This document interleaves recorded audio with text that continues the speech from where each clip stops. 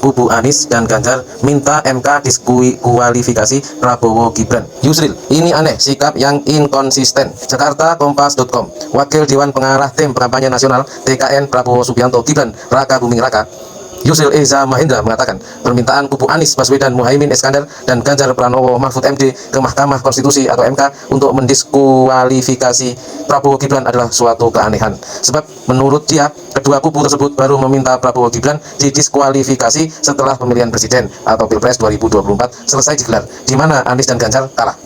Adapun gugatan sengketa Pilpres dari kubu Anies dan Ganjar sudah didaftarkan secara resmi ke MK.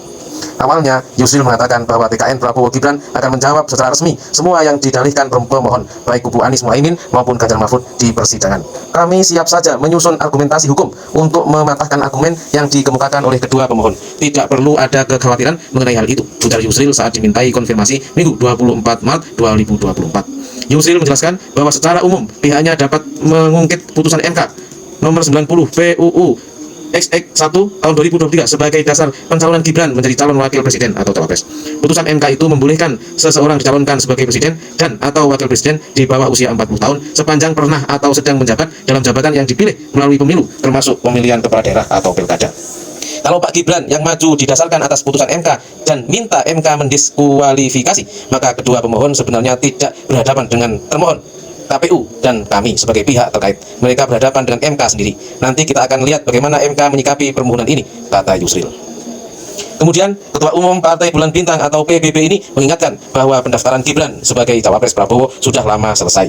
Menurut dia, jika ada paslon lain yang keberatan sebelum tahapan Pilpres 2024 berlanjut, mereka seharusnya membawa persoalan tersebut ke Badan Pengawas Pemilu atau Bawaslu. Dan kalau tidak puas, bisa bawa lagi ke PT TUN, Pengadilan Tinggi Tata Usaha Negara. Ini adalah sengketa proses yang bersifat administratif yang harus dibedakan dengan sengketa hasil Pilpres. Tetapi seingat saya kedua pemohon tidak melakukan hal itu, ujar Yusril. Lebih lanjut, Yusril mengatakan sengketa proses diselesaikan di Bawaslu dan PT TUN, sedangkan sengketa hasil diselesaikan di MK. Dia juga menegaskan mempersoalkan hal-hal yang terkait dengan proses yang bersifat administratif ketika Pilpres sudah usai adalah sesuatu yang sudah terlambat.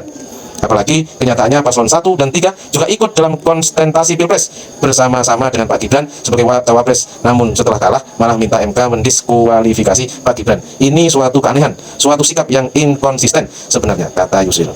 Kami meyakini MK paham tentang kewenangannya, yakni untuk memeriksa dan memutus sengketa hasil pemilu, bukan sengketa proses yang bersifat administratif dan menjadi kewenangan lembaga lain, ujarnya lagi.